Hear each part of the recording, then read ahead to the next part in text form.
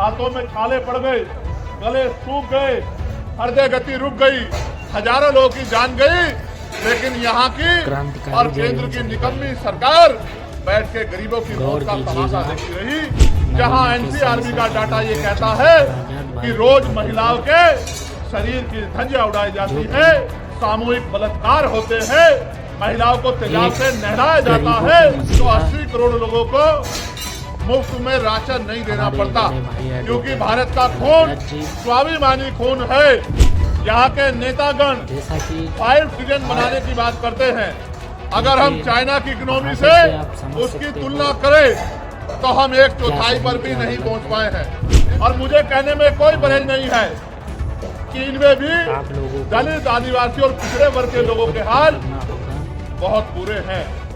आज आपका जुटा ये जनसमूह इस बात की गवाही दे रहा है कि आने वाला कल कमजोरों का, गरीबों का, दलितों का, पिछड़ों का, आदिवासियों का, मुसलमानों का, अन्य धार्मिक अल्पसंख्यकों का और हर जातियों के गरीब लोगों का है। ऐसा विश्वास मेरा आज आपकी संख्या के आधार पर यहाँ मजबूत हो रहा है।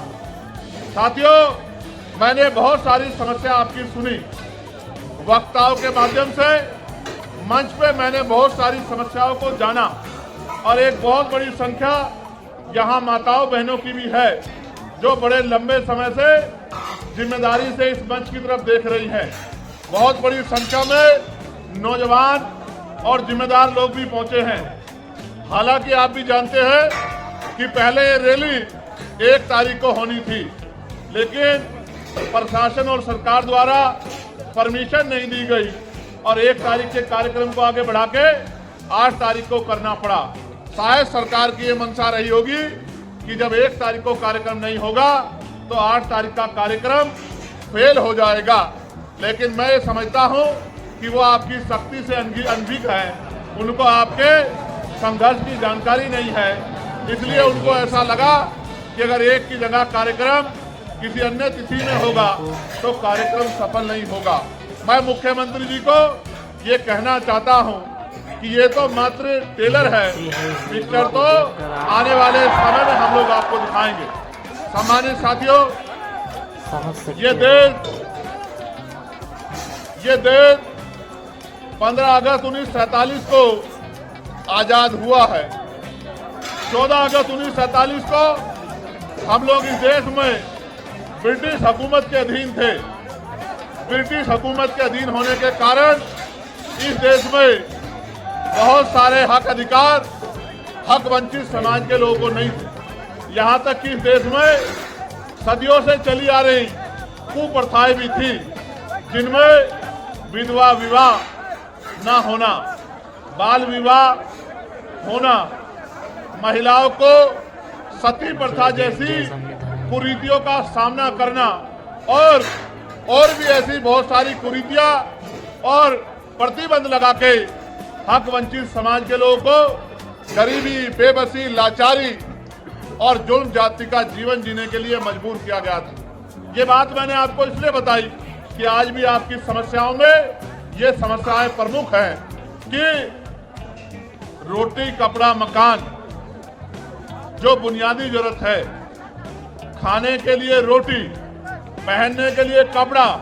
सर ढकने के लिए छत, पीने के लिए साफ पानी और आत्मसम्मान का जीवन, ये बुनियादी जरूरतें हैं। 75 साल की आजादी के बाद भी आज तक सरकारें अंतिम व्यक्ति को रोटी, कपड़ा, मकान, अच्छे कपड़े और पीने के लिए पानी की व्यवस्था कराने में कामयाब नहीं हो पाई। ये इस लोकतंत्र का सबसे बड़ा फेलियर है। जो काम आजादी के 10 सालों के अंदर हो जाना चाहिए था, वो काम आजादी के 75 सालों के बाद भी नहीं हुआ है।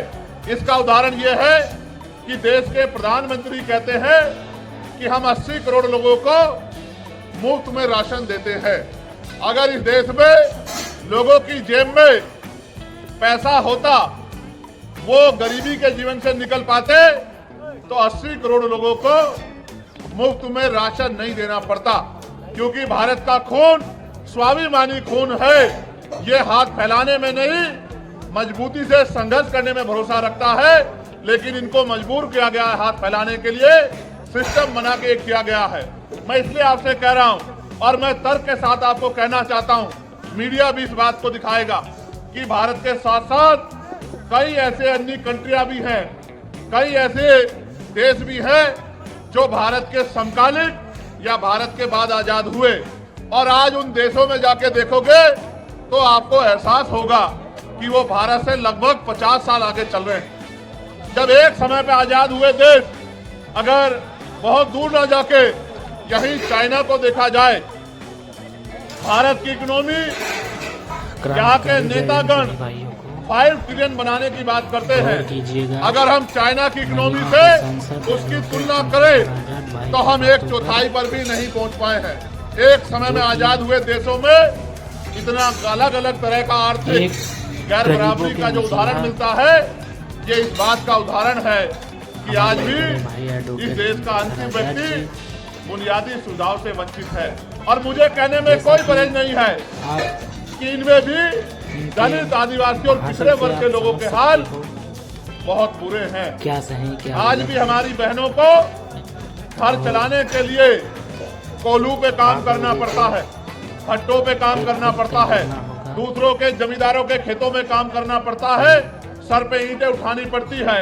मुझे सबसे बड़ी पीड़ा तब हुई थी जब कोरोना काल में मजदूर शहरों से पलायन करके घर की तरफ चला था, और इन सरकारों के पास उन मजदूरों को देने के लिए, घर पहुंचाने के लिए ट्रेन की व्यवस्था भी नहीं थी। इस मेरे परिवार ने जो दूसरों के महल बनाता है, घर बनाता है, बिल्डिंग बनाता है, कंपनी बनाता है, इन अमीरों के पास कोरोना काल में इन गरीबों को का पेट भरने के लिए रोटी की व्यवस्था भी नहीं थी। मैंने देखा किस तरह मजदूर पलायन करके आया, कहीं ट्रेन के नीचे जाके मरा, कहीं भूखे पेट मरा, कहीं पानी की कमी के कारण मरा, और माए अपने बच्चों को बैग की चैन के ऊपर अपने बच्चों को लिटा लिटा के सफर कर रही। पैर में छाले पड़ गए, हाथों में छाले पड़ गए, गले सूख गए, हृदय गति रुक गई, हजारों लोगों की जान गई। लेकिन यहाँ की और केंद्र की निकम्मी सरकार बैठ के गरीबों की मौत का तमाशा देखती रही। ये हमने अपनी आंखों से देखा।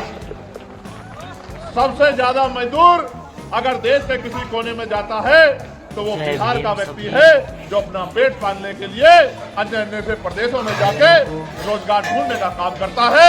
ये इन 15-15 साल चली निकम्मी सरकारों की देन है, जिन सरकारों की वजह से आज भी यहाँ का पढ़ा लिखा नौजवान रोजगार नहीं पा पाता है, और माताओं बहनों को भी घर को चलाने के लिए मजदूरी करना पड़ता है। गरिमाई जीवन देने का काम भी सरकार नहीं कर पाई है। आज जब हम लोग आजादी का अमृत उत्सव मना रहे हैं, अभी पार्लियामेंट में सेंट्रल हॉल में ये कहा गया प्रधानमंत्री जी द्वारा कि 75 साल हो गए हैं, ये अमृत काल है। ये कैसा अमृत काल है जहां एनसीआरबी का डाटा ये कहता है कि रोज महिलाओं के शरीर की धज्जियां उड़ाई जाती है, सामूहिक बलात्कार होते हैं, महिलाओं को तेजाब से नहलाया जाता है,